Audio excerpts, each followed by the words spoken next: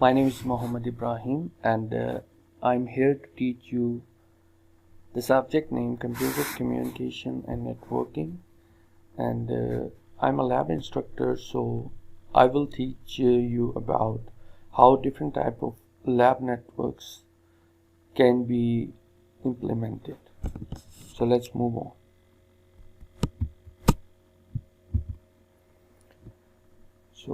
अगर हम इस कोर्स की बात करें तो हमने प्रीवियस लैब्स में कुछ टॉपिक्स ऑलरेडी कवर किए थे।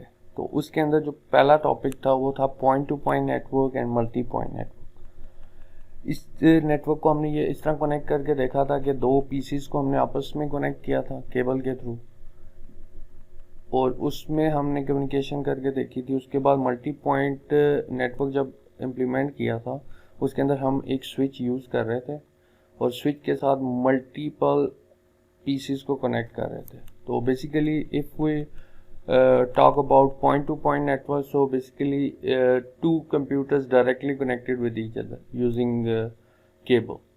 So अगर हम मल्टी पॉइंट की बात करें तो उस केस में हमारे पास एक सेंट्रल डिवाइस होगी जो कि स्विच हो सकता है, हब हो सकता है। इस सेंट्रल डिवाइस के थ्रू हम at a time multiple PCs को कनेक्ट कर सकेंगे। अब इस केस में दो पीसीस आपस में डायरेक्टली कनेक्ट नहीं होंगे, वो सेंट्रल डिवाइस के साथ कनेक्ट होंगे। तो एक तो ये लैब हमने कवर की थी। उसके बाद नेक्स्ट अगर हम अगली लैब देखें तो हमने एक लैब की थी switch to switch network using same IP addressing scheme and different IP addressing scheme. Basically इस लैब में हुआ ये था कि दो हमने डिफरेंट लैन के नेटवर्क्स लिए थे और दो स्विचेस लिए थे। पहले हमने स्विचेस को आपस में कनेक्ट किया था और दो डिफरेंट किस्म के लैन के नेटवर्क हैं और दो स्विचेस हैं। अब इस केस में अगर हम दोनों तरफ आईपी एड्रेसिंग की सीरीज एक ही रखते हैं तो तब दोनों लैन के नेटवर्क आपस में कम्युनिकेट कर सकते हैं। जबकि अगर हम इसी नेटवर्क के अंदर एक साइड के ऊपर क्लास ए के आईपी लगा देते हैं और दूसरी साइड पे क्लास बी के आईपी लगा देते हैं, इस केस के अंदर दो डिफरेंट लैन्स बन गई हैं और दोनों डिफरेंट लैन्स पे डिफरेंट आईपी एड्रेस की स्कीम है। तो इस केस में जब आप पैकेट लैन 1 से लैन 2 पे सेंड करेंगे तो पैकेट फेल हो जाएगा। और स्विच का बेसिकली ये फेलियर क्यों हुआ है कि स्विच हमेशा लैन के नेटवर्क को आपस में कनेक्ट करता है लेकिन सेम आईपी एड्रेसिंग की स्कीम के साथ। अगर स्विच में डिफरेंट टाइप के आईपी एड्रेसिंग दो लैन के नेटवर्क कनेक्ट करते हैं आप यूजिंग स्विच और डिफरेंट आईपी एड्रेसिंग स्कीम है, तो उस केस के अंदर स्विच पैकेट नहीं सेंड करेगा, वो फेल कर देगा due to different IP addressing scheme. तो इस इशू को रिजॉल्व करने के लिए राउटर रिक्वायर्ड होता है, जो कि अगर हम नेक्स्ट लैब में देखें तो हमने फिर दो डिफरेंट लैन को कनेक्ट किया था यूजिंग राउटर ताकि वो इशू रिजॉल्व हो जाए। राउटर का काम है दो डिफरेंट टाइप की लैन्स को आपस में कनेक्ट करना और उनके दरमियान कम्युनिकेशन करवाना। फिर उसके बाद हमने एक और लैब इम्प्लीमेंट की थी जो कि थी डीएचसीपी सर्वर की। तो डीएचसीपी सर्वर ये होता है डायनामिक होस्ट कंट्रोल प्रोटोकॉल। इसके थ्रू कोई भी आप नेटवर्क में डिवाइस कनेक्ट करते हैं तो उसको आईपी जो सर्वर आईपी असाइन कर रहा होता है वो डीएचसीपी होता है। अब डीएचसीपी सर्वर की इम्प्लीमेंटेशन हमने दो तरीकों से देखी थी। एक मेथड ये था कि हमने राउटर के ऊपर डीएचसीपी इम्प्लीमेंट किया था बाय यूजिंग कमांड्स, और दूसरा मेथड ये था कि हमने एक सर्वर लगाया था जिसको डीएचसीपी सर्वर के तौर पे हमने एक नेटवर्क के अंदर डीएचसीपी सर्वर लगाया था और उसके अंदर हमने आईपी या नेटवर्क एड्रेस की सीरीज बता दी थी कि जब भी कोई भी डिवाइस कनेक्ट होगी सर्वर के साथ तो which IP address will be assigned to that device. So ये भी लैब हमने देखी थी दोनों तरीकों से। और तीसरी और एक लास्ट लैब हमने देखी थी ईमेल सर्वर इम्प्लीमेंटेशन, कि किस तरह ईमेल सर्वर इम्प्लीमेंट होता है, उसमें यूजर्स कैसे क्रिएट होते हैं डोमेन के ऊपर, और उसके बाद दो डिफरेंट यूजर्स एक दूसरे को जब ईमेल सेंड करते हैं तो उसमें कौन कौन से प्रोटोकॉल इन्वॉल्व हैं। आई मैप प्रोटोकॉल क्या होता है, पोस्ट ऑफिस प्रोटोकॉल पीओपी के नाम से एक प्रोटोकॉल था, ये दोनों हमने देखे थे।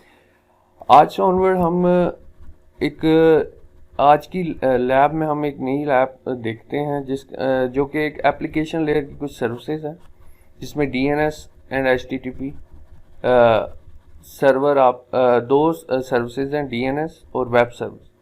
तो ये इन दोनों की हम इम्प्लीमेंटेशन करके देखते हैं कि ये दोनों सर्विसेज या इन दोनों सर्विसेज के बैक पे जो सर्वर रन हो रहे होते हैं उनको हम कैसे इम्प्लीमेंट करते हैं। तो लेट्स मूव ऑन। सबसे पहले तो हम इस लैब एक्टिविटी में जो हमने टास्क करने हैं वो हम देख लेते हैं। पहले तो हमें ये पता होना चाहिए कि DNS है क्या चीज़ और कैसे वो ट्रांसलेशन करता है host name to IP address using example. एक एग्जांपल के थ्रू हम इसको देखेंगे। फिर हम देखेंगे कि वेब सर्वर क्या है और उसका क्या काम है, वो कैसे वर्क करता है। उसके बाद हम देखते हैं practical implementation of DNS and web using packet tracer. अगर हम DNS की बात करें तो DNS किस तरह काम करता है। DNS इस तरह काम करेगा, लेट्स से आपने ब्राउज़र के अंदर लिखा www.google.com। सो बेसिकली ये google.com एक होस्ट नेम है या डोमेन नेम है, इसको कहते हैं डोमेन नेम। सो ये डोमेन नेम जब आप ब्राउज़र में लिखते हैं तो इस ब्राउज़र क्या एक्शन परफॉर्म करता है, वो उसकी ब्राउज़र से एक रिक्वेस्ट जाती है DNS सर्वर के पास। DNS सर्वर अपने पास चेक करता है कि ये वाला डोमेन नेम उस DNS सर्वर में रजिस्टर्ड है या नहीं। तो बेसिकली DNS सर्वर एक रजिस्ट्रार का काम कर रहा होता है, जिसमें जो भी डोमेन नेम आप सर्च करते हैं उसका रिकॉर्ड उसमें पड़ा होता है। मीन उस डोमेन के अगेंस्ट एक IP एड्रेस मैप हुआ होगा जो कि एक पब्लिक IP होगा। तो वो वाली एंट्री DNS सर्वर में ऐड हुई होती है। अगर DNS को ये रिकॉर्ड मिल जाता है तो वो उसको प्रोसेस कर देगा और वेब पेज आपका ब्राउज़र के ऊपर ओपन हो जाएगा। तो इस अगर प्रोसेस को आप देखें, the DNS stands for domain name system and it can be seen as a phone book for the internet में एक फ़ोन बुक का काम है। जिस तरह अभी हम किसी भी पर्सन का एक नंबर सेव करते हैं उसके बाद उसका नाम लिखते हैं, इसी तरह डोमेन नेम और उसका IP एड्रेस, ये दो चीज़ें DNS सर्वर के अंदर सेव हो रही होती हैं। तो ये कंप्यूटर ये एक सर्वर है that contains database of public IP addresses and their associated host name. कोई भी आप डोमेन नेम देख रहे हैं अगर इंटरनेट में अवेलेबल है तो उसके अगेंस्ट उसका एक कोई ना कोई एक पब्लिक IP रजिस्टर हुआ हो। तो DNS का काम ये है कि इन चीज़ IP और होस्ट नेम इनको मेंटेन रखना। जिस तरह एक एग्जांपल देखें कि ABC कोई एक वेब URL है, ब्राउज़र के ऊपर आपने सर्च किया, अब इसकी क्यूरी DNS सर्वर के पास की, उसने चेक किया कि इसका पब्लिक IP क्या है और ये इसका अगर पब्लिक IP इसमें अवेलेबल था तो इधर पेज ओपन होके आ जाएगा। अगर नहीं है तो DNS रिकॉर्ड नॉट फाउंड इस तरह का मैसेज आ जाएगा। ये दो रिक्वेस्ट वेब सर्वर के केस में, क्योंकि ये वेबसाइट वेब सर्वर से भी ओपन हो रही है, तो वेब सर्वर जो हमने ये index.html का पेज लिखा है वो वेब सर्वर में पड़ा हुआ है। तो पहले एक रिक्वेस्ट जाएगी वेब सर्वर के पास और उसका वो रिस्पॉन्स आएगा तो हमारे पास गूगल का मेन पेज शो हो जाएगा। ये तो काम था DNS का कि DNS कैसे ट्रांसलेट करता है IP को डोमेन में। अब इसकी हम एक प्रैक्टिकली एग्जांपल को इम्प्लीमेंट करके देखते हैं। अगर आप CMD अगर ओपन करें कमांड प्रॉम्प्ट और इधर आप लिख दें पिंग, आगे आप google.com लिखते हैं, तो बेसिकली आपने इस वेबसाइट को एक्सेस करने की कोशिश की है। तो जो ही आप इस वेबसाइट को लिखेंगे इधर तो उसका IP एक पब्लिक IP ट्रांसलेट होगा जो कि लिखा हुआ 172.217.19.14। तो अब अगर आप ब्राउज़र के अंदर ये वाला IP लिखें तब भी आपके पास गूगल का ही पेज ओपन होगा। बेसिकली ये दोनों आपस में मैप किए गए हैं। जिस तरह आपको अगर आपके रजिस्ट्रेशन नंबर से बुलाया जाए तब भी हम आपको पुकारा जा सकता है, इसी तरह अगर आपको आपके नाम से पुकारें तब भी सेम है। एंटिटी एक ही है जिसको दोनों नाम से पुकारा जा रहा है। तो इसी तरह google.com और उसका पब्लिक IP ये दो चीज़ें रजिस्टर्ड हुई हैं। तो अगर आप google.com लिखें तब भी गूगल का पेज ओपन होगा, अगर आप IP एड्रेस लिखें तब भी गूगल का पेज ओपन होगा। तो इसको आपने प्रैक्टिकली करके देख लेना अगर जब। उसके बाद वेब सर्वर को अगर हम देखें तो वेब सर्वर क्या होता है, is a computer that run websites और it's a computer program that distribute web pages as they are requested. और इसके अंदर different web pages web server में एग्जिस्ट करते हैं, जो जिस पेज की रिक्वेस्ट की जाती है वो आउटपुट के ऊपर शो होता है ब्राउज़र के अंदर। तो ये आगे एग्जांपल भी है कि आप इंटरनेट पे हैं और एक ब्राउज़र आपने ओपन किया, उधर आप कोई भी वेबसाइट का नाम लिखते हैं और अब जो भी आपने वेबसाइट का नाम लिखा है वो उस वेबसाइट का एक वेब सर्वर एग्जिस्ट कर रहा है कहीं भी, तो वो रिक्वेस्ट वेब सर्वर के पास जाएगी। वेब सर्वर पे अगर जो भी आपने पेज लिखा है ब्राउज़र पे वो अगर उस पर अवेलेबल है तो वो आउटपुट के ऊपर आपको उस ब्राउज़र के ऊपर वो पेज शो कर देगा। तो ये क्यूरी जाएगी रिक्वेस्ट और रिस्पॉन्स के ऊपर आपको पेज शो हो जाएगा। और इसमें जो प्रोटोकॉल यूज़ होता है उसका नाम है HTTP, हाइपरटेक्स्ट ट्रांसफ़र प्रोटोकॉल। फिर अभी हम प्रैक्टिकल लैब की तरफ मूव करते हैं कि DNS और वेब को हमने सिस्को पैकेट ट्रेसर को यूज़ करते हुए किस तरह इम्प्लीमेंट कर सकते हैं। तो ये आपके पास एक लैब एक्टिविटी है।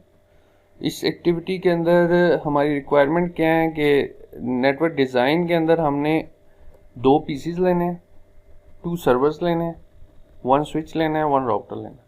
तो इनकी कनेक्टिविटी कैसे है कि राउटर को हमने स्विच के साथ कनेक्ट किया, स्विच के साथ और उसके बाद हमने 2 पीसीज कनेक्ट किए और 2 सर्वर्स कनेक्ट किए, जिसमें एक सर्वर आपका DNS सर्वर है जिसके अंदर और दूसरा आपका वेब सर्वर है। अब इस वेब सर्वर की एंट्री आपने इस DNS सर्वर में करनी होगी। मीन DNS अगर आप इधर मल्टीपल वेब सर्वर भी कनेक्ट कर देते हैं, अगर लेट से आपके पास ये comset.edu.pk उसके बाद एक और सर्वर आप लगाते हैं, उसका नाम लिख देते हैं nus.edu.pk, उसके बाद fast.edu, आप मल्टीपल सर्वर लगाते हैं।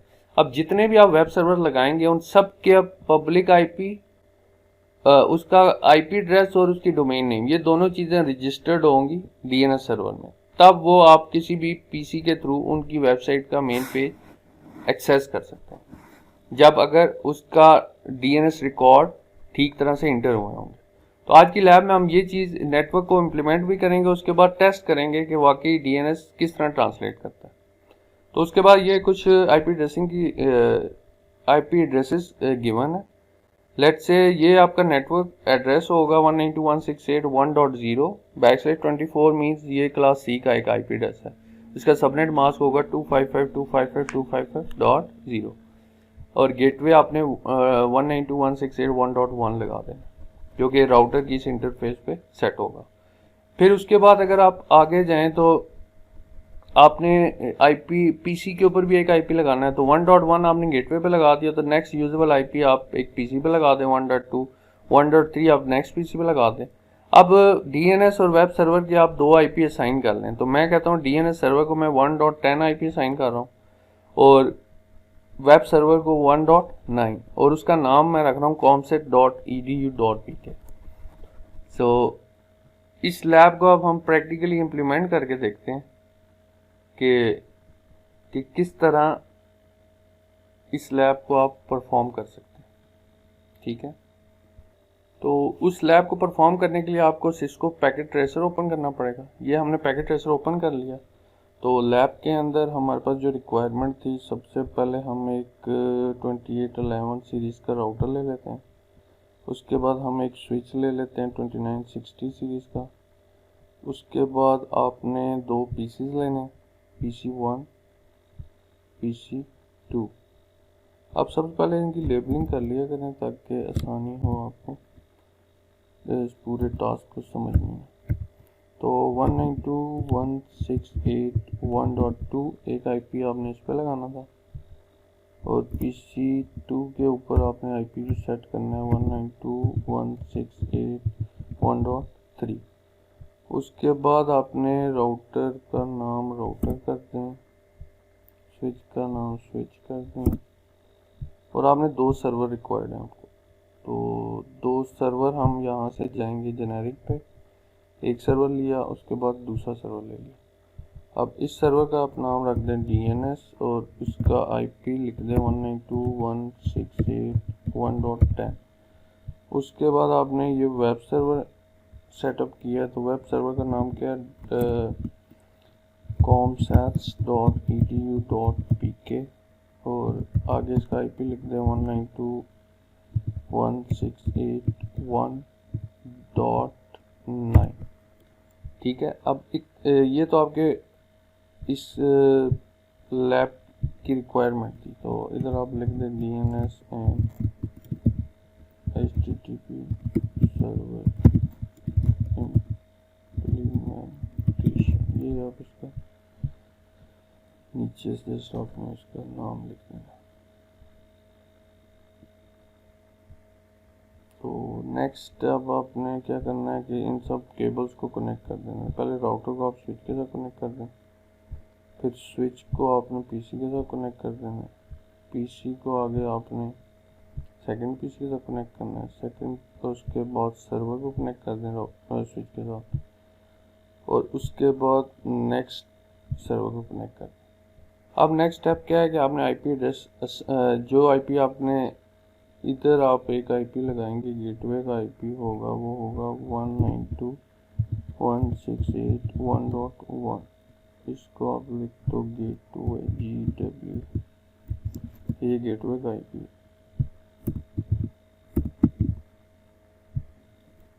तो सबसे पहले हम गेटवे सेट करते हैं। तो गेटवे सेट करने के लिए आपने राउटर क्लिक करना है, कॉन्फ़िग में जाना है, इंटरफेस पे जाना है, ऑन कर देंगे और इधर आपने आईपी सेट कर देना है 192.168.1.1।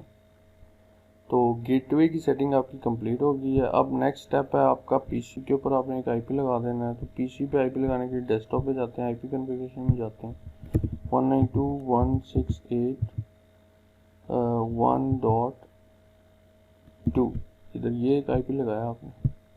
उसके बाद 192.168.1.1 इसका गेटवे है और DNS का आईपी क्या है 192.168.1.10, जो कि अभी मैंने सेट नहीं किया लेकिन वहाँ लिखा हुआ।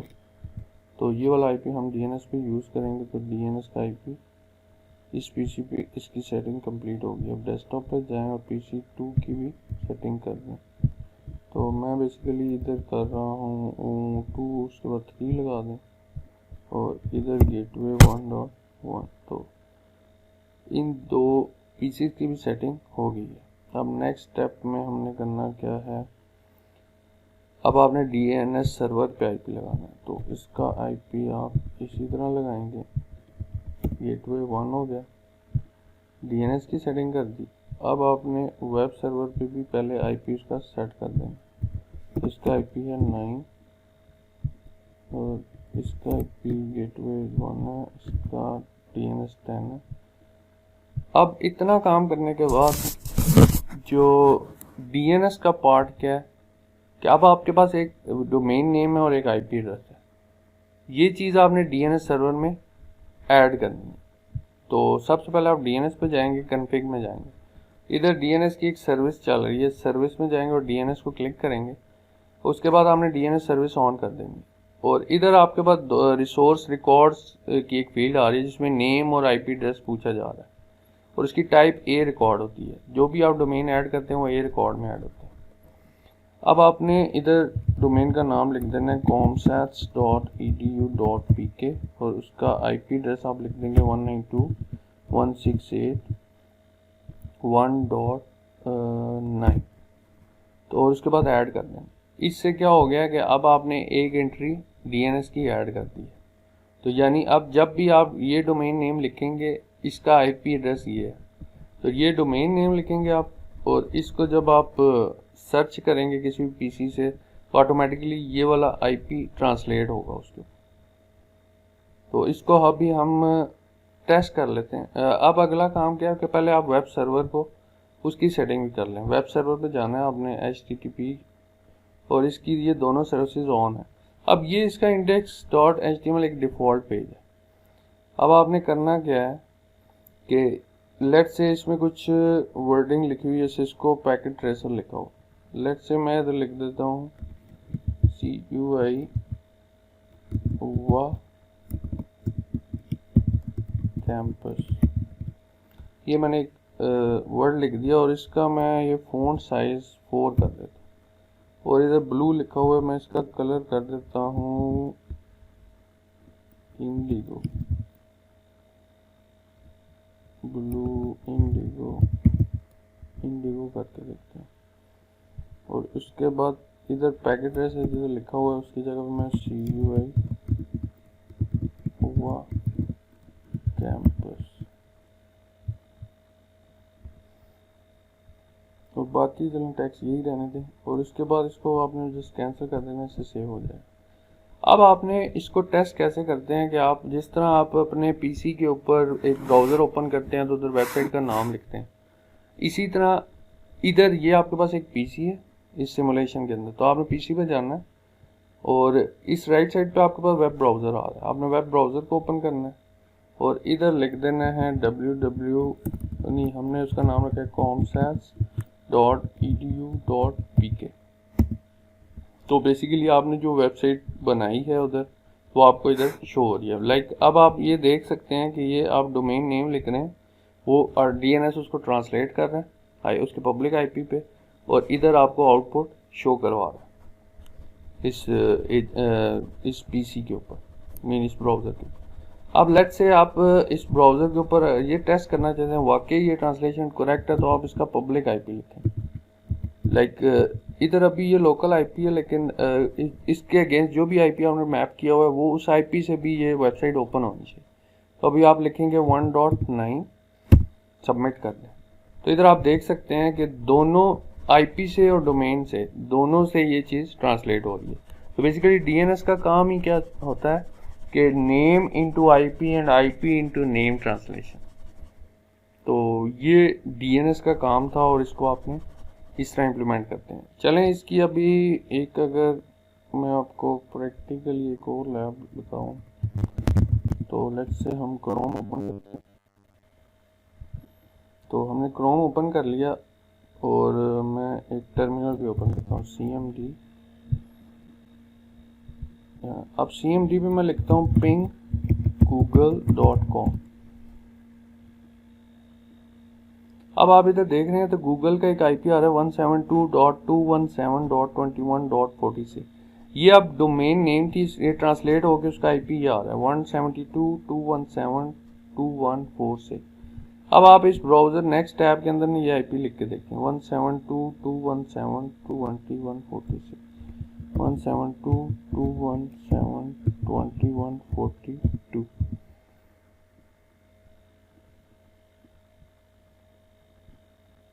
अब इधर देखें आपको पास वही गूगल का पेज ओपन हुआ है। तो बेसिकली ये ट्रांसलेशन उसी तरह हुई है जिस तरह अभी हमने उस लैब के अंदर देखी। तो आज की लैब में ये चीज़ हमने अभी DNS को प्रैक्टिकली इम्प्लीमेंट करके देखा और वेब सर्वर को देखा है कि किस तरह DNS वेब डोमेन नेम को ट्रांसलेट करता है IP एड्रेस के अंदर।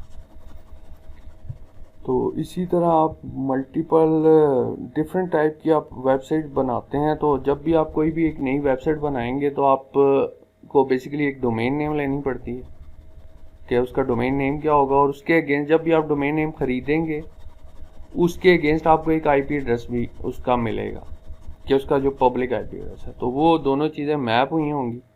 तो जब भी आप डोमेन नेम से उस सिस्टम को एक्सेस करेंगे वो इजीली एक्सेसिबल होगा। तो बेसिकली हम डोमेन नेम क्यों यूज़ करते हैं, क्यों हम IP नहीं यूज़ करते, तो इसकी एक बेसिक रीज़न ये भी है कि डोमेन इजी है, easy to remember. Like let's say आपको facebook.com का अगर IP से उसको ओपन करना पड़ता तो आपके लिए डिफ़िकल्ट होता। लेट्स से फेसबुक ने हर 2 महीने के बाद वो एक नया IP चेंज कर देते हैं, तो आपको जब भी अब नेक्स्ट टाइम नया IP आएगा आपको उस IP से एक्सेस करना पड़ेगा, तो जो कि एक डिफ़िकल्ट वे है उसको याद करना और उसके बाद उस वेबसाइट को ओपन करना IP के थ्रू। तो इसीलिए अब आप डोमेन नेम उसका facebook.com है, तो facebook.com आप लिखते हैं तो आपको वो वेबसाइट मिल रही है, आपको नहीं पता उसका पब्लिक IP क्या है, आपको उससे कंसर्न ही नहीं। वो बेशक वो हर दूसरे दिन चेंज करें लेकिन आपको उसकी आउटपुट मिलेगी उसके पब्लिक IP से। लेकिन बैकएंड के ऊपर वो उसको उसकी ट्रांसलेशन DNS के थ्रू चेंज कर सकते हैं, उसके अगेंस्ट कोई भी IP मैप कर सकते हैं। तो ये एक कॉन्सेप्ट था कि किस तरह आप DNS और वेब सर्वर को इम्प्लीमेंट कर सकते हैं। तो इसमें अगर आपके पास किसी किस्म का आपका कोई भी क्वेश्चन है इस लैब से रिलेटेड आपका किसी किस्म का क्वेश्चन भी है तो वो आप कमेंट सेक्शन में या नेक्स्ट सेशन जब हमारा आएगा तो उस सेशन में भी आप पूछ सकते हैं किसी किस्म का क्वेश्चन है आपका। लेकिन अब एक और आपने काम क्या करना है कि आपने इस लैब एक्टिविटी के अंदर ना कुछ चेंजेस करने हैं घर से। तो उसमें चेंजेस क्या होंगी कि आपने कुछ एडिशनल सर्वर ऐड करने। लेट्स से आपने इधर लिखा हुआ concept.edu.pk, आपने इधर fast.edu.pk लिखना है। उसके बाद nust.edu.pk, uet.edu.pk, इस तरह मल्टीपल सर्वर कनेक्ट करने हैं और उन सर्वर्स को आपने डीएनएस में ऐड करना है। और उसके बाद एक ही इस PC1 पे जाके आपने मल्टीपल जितने आपने सर्वर ऐड किए हैं हर server one by one access करके देखना है कि वाकई ये ट्रांसलेशन सही हो रही है या नहीं हो रही। तो ये आपकी एक लैब एक्टिविटी होगी जो कि आपने घर से परफॉर्म करनी। तो आज की लैब के लिए इतना ही है टास्क। सो फिर नेक्स्ट लैब में हम फर्दर एप्लीकेशन लेयर की कोई नेक्स्ट सर्विस को देखेंगे। लेट्स से उसके अंदर आपने डीएनएस भी देख लिया है, ईमेल सर्वर भी देख लिया है, उसके बाद डीएचसीपी भी देख लिया है। ये आपकी ये डिफरेंट टाइप की एप्लीकेशन लेयर की ये सर्विसेज थी। तो अभी आप एप्लीकेशन लेयर क्लास में भी पढ़ रहे हैं तो उससे रिलेटेड आपकी ये सारी लैब्स परफॉर्म हो रही हैं। So that's it for today. Thanks.